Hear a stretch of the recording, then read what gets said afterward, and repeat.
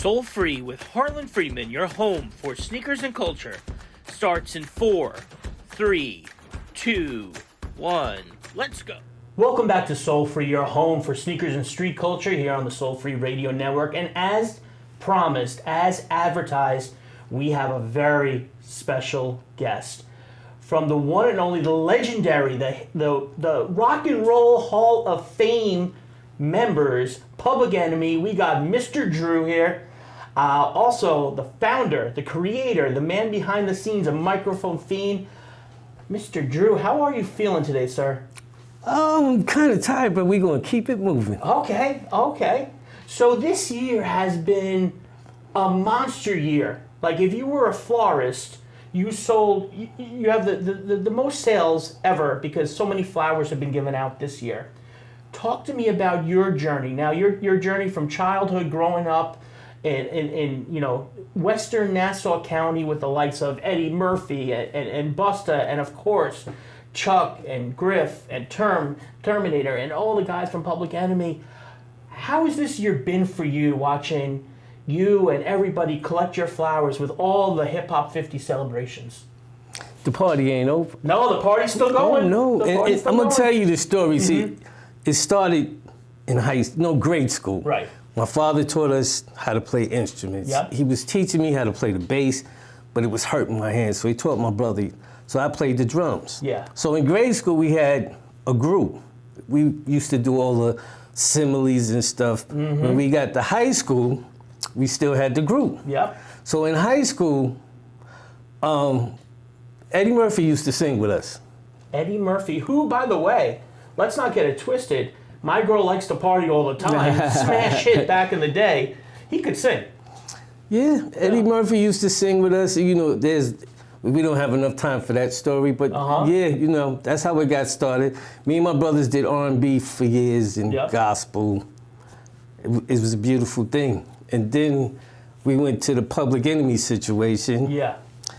I am known as the sound assassin. I was one of the first black sound men for rap music. Yeah, and you've worked sound everybody from Ice Cube to Public Enemy, everybody in between. No, I'm a member of Public Enemy, but Ice Cube, Ice-T, we could go Light, Latifah, Naughty, we can go down the line. That's family. Yeah, that's real.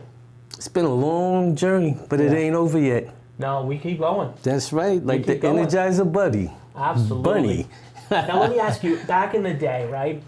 I'm thinking there was what was the big store in Hempstead on Fulton, the big was TSS? It Yep, TSS. Ooh. Or maybe you went a little north. You went to Roosevelt Field Mall. Mm-hmm. When you did that, what was the pair of sneakers you needed to get?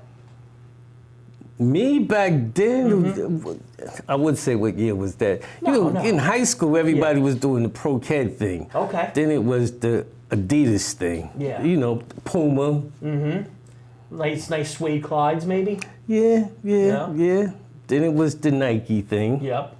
Soon it's going to be the Microphone Fiend sneaker. I like the Microphone Fiend sneaker. I mean, that's what I'm going to wear every day. And speaking of Microphone Fiend, you, my friend, have invented something. Now, every once in a while, somebody invents something like the Post-it note, where you're like, how did nobody ever think of this before? It's a simple note. You write it down, you stick it on something, beautiful. You invented a microphone that makes 100% perfect sense for anybody who's ever talked publicly on a microphone. I'm shocked that it hasn't been done already, but please, can you show us tell us the story behind the microphone? All right, which one you want to start with? Well, I'd like to hold the Hip Hop 50, if that's okay. There you go. And we could actually have our interview like this. See, I was wishing we had the other mic so I could have just plugged it up and used it, but it's okay. Yeah. This is a microphone I just did for Terminator X. I don't know if y'all can see that. Mm-hmm. Terminator X. See, anybody that holds a mic, preachers, teachers, rock, rap, reggae, it don't matter. Everybody grabs the mic like that. Mm-hmm. Scream and yell, and you sound like RoboCop. I fixed the problem, I own the patent. Microphone Fiend. Instagram, Facebook, Twitter, YouTube. And Fiend is spelled Phine. And the website is themicrophonefiend.com. Check out the About page, read the story, and you see how it all got started. All right? Now, the microphone itself is named after somebody very special. Yeah, I told my father before he passed, I was naming it after my mother. Her name is Josephine, so it's microphone fiend. Fiend is spelled P-H-I-N-E. I said I. See, I got the Hip Hop 51, so I'm feeling good right now. I'm gonna interview you like this for the rest of the time. Check 1, 2. Let's go. So now you were blessed. You came from a home of music. Your father was a musician. Music was very important to your mother. What are those lessons? What are those things that your folks taught you as a child that you brought through your professional career? Being part of Public Enemy, inventing something as extraordinary as the microphone fiend itself. What were the gifts? What was the knowledge that they bestowed upon you that you still carry with you every day? Be humble. I like that. Be humble and don't have a big head. I like that. You know, when me and my brothers did R&B, we have a song on Terminator's first album, Valley of the G Beats. Lisa Stansfield did a song called Been Around the World and Can't Find My Baby. So we answered her back.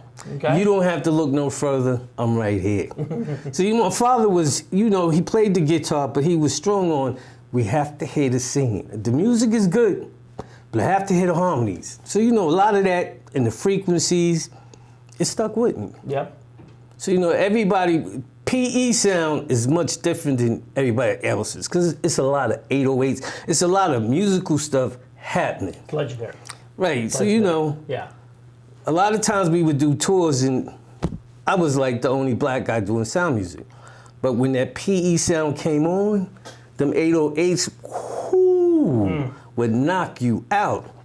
How did you, as a sound engineer, Chuck's got obviously one of the most distinct voices in hip hop. There's a lot of bass in his voice. Like, was there ever a time where you're sound checking and he just blew out the speakers? Like, how did you capture that legendary voice in a live environment? And that's not easy. People like who aren't in the business, like to capture the energy and to capture that vibe in a stadium, in an indoor or outdoor stadium, that's a rough job. How did you go upon doing that? I got talking to the mic, I keep forgetting. Check 1, 2. You have to understand where I came from and the upbringings of sound. The Spectrum City, I was there, PE, before PE was PE, Drew was there. You know, I learned a lot from Hank Shockley. Hank Shockley, what's up? Yes, Hank. Keith, Eric Sadler, the frequencies, you had to hear them. It's not about, it's the frequencies cutting through, piercing your ears. But you did ask me something about sound system and Chuck's voice and have I ever blown. We was in California one time, and I don't know why would you put P on the show and you got like a little toy system. No, you got to bring a real system. See, look, I'm really doing it with the microphone Look. Chuck said, Drew, I can't hear, turn it up. And when I see people in the audience and moving and songs are on like Rebel and Fight the Power, you're not moving. We got to turn it up, bring up the frequencies, the 808s have to ring. 32 speakers. Pow. Gone. Is that when you guys coined Turn It Up? No. See, we could go back, a couple years back. Yeah. Drew was, after I did sound check, when we came back to the show, to do the show, I would actually do another sound check. So I would do some songs with the band that we didn't do in the show. We would do a pre-sound check, or me and DJ Lord to warm it up. So that's where, I'm on the stage, we doing a pre-sound check, and I'm going, yo, can you hear me in the back? Somebody say, turn it up, turn it up, turn it up, turn it up. After I get the sound right and people in the back can hear me and it sounds like I was in the house, then I start the show. All the real hip-hop heads, put your fist in the air and salute the legends of hip-hop. Public Enemy. That was me. Then I would run out to the house to make sure the house sound was straight. Then run back to the stage, make sure everybody can hear. Because, dealing with a band, it's not just the DJ. No. It's different things happening. I was running back and forth for years. No, I love it. You've done a lot. You've engineered, you've done live sound, you've produced. where do you feel home is in the spectrum of sound for you? That's a good question. That's what we do here on Soul Free. Think about that answer. Where? Yes, the good questions. Repeat it one more time. I have to get this. So your career it spans many different segments. You've produced records, you've written records, you've done live sound, you've engineered albums, I'm sure you've done mixing, post mixes and whatnot. Where do you feel the most comfortable when it comes to the world of sound and recording? In the studio. In the studio, that's home? In the studio, creating, Hank's been telling me for about 10 years, Drew, you got to clean up the studio because we have to get the record company happening, the movie, because the music is going to sell the microphone. So, okay, I got you. So that's where I'm comfortable, playing the drums and making songs. Love it. Love it. I could spend days, days in the studio. You get lost in there, right? Very much so. Lost. Yes, sir. Yeah. I love it. Well, Mr. Drew, from the first moments of hearing, It Takes a Nation of Millions and Fear of a Black Planet, all the way up to the most recent stuff, like Chuck, what he did with Mike D and Ad Rock and, a year or two ago. I got to thank you. I got to thank you for Public Enemy, for everything you've done, for still keeping it going. 50 years is nothing. I can't wait to see what happens the next 50 years.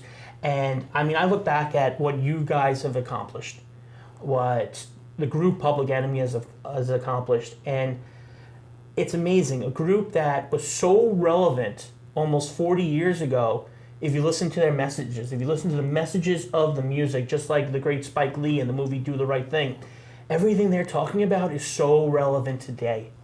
And I don't know if that's a testament to great artistry or it's a testament to a sad culture, that we're still fighting these same fights and we're still going through the same stuff in this country. But God bless you, man. God bless you for all the beautiful work. I can't wait to see what's next.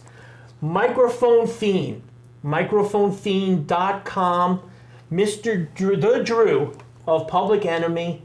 What's the design on that one? Let's That's Pastor Donnie McKirkland's brother, Tony. I said, Tony, I need some graffiti on the microphone. He said, Drew, send it to me. So all of this he did with his hand. Unbelievable. Tony McKirkland, Zazie. Unbelievable. Zaddy. Well, besides being great microphones, they're also beautiful pieces of art. Pick yours up now. Microphone Fiend, that's PHINE.com. The Drew, Public Enemy, Long Island's own. Let's not get it twisted. Queens, Brooklyn, Bronx is cool. Listen. Let me tell you something. Yeah, a lot of things happen out here on the island. Listen for lessons because class is in session. You can stop guessing. Here's your first lesson, Microphone Fiend. The second one is, if you look at the map, anything on this side of the Hudson River That's what I say. Is what? Long Island. That's right. Come on. Jay, Big, you guys are from Long Island. You're from Long Island. All right, Mr. Drew, thank you so much for swinging through today. We're gonna have to do this a lot more. We're gonna have to get these microphones here on the show, I think. Yeah. I think so. I like it. I like holding the mic.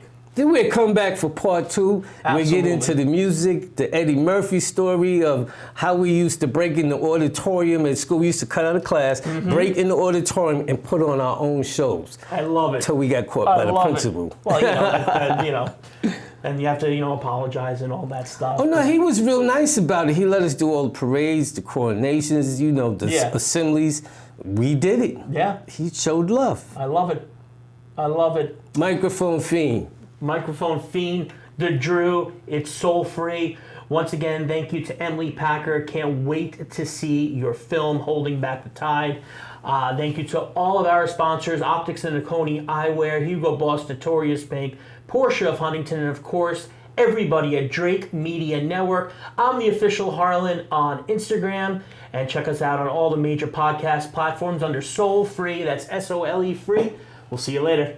All right. One love, family.